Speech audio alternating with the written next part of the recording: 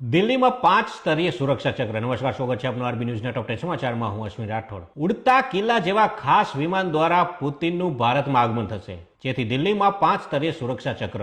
કેલિફોર્નિયામાં રાજકોટના બુકી રાકેશ રાજદેવના નિવાસ પર firing.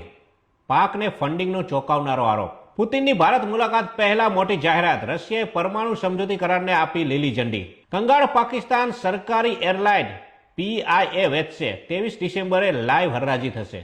White હાઉસે US institute of પીસનું નામ બદલીને ડોનાલ્ડ જે ટ્રમ્પ ઇન્સ્ટિટ્યૂટ ઓફ પીસ રાખ્યું.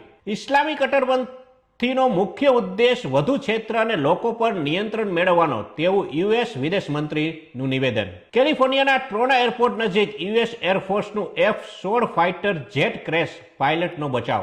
દિલ્હી બ્લાસ્ટ કેસમાં NIAની કાર્યવાહી. બિહાર અને હરિયાણામાં 22 સ્થળોએ દરોડા પાડ્યા. ઇડિંગોની એક સાથે 73 ફ્લાઇટ રદ. વિમાન મથકો ઉપર અરાજકતા અને હોબાળો.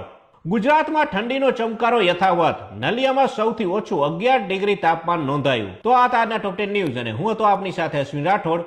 જય હિન્દ, જય ભારત.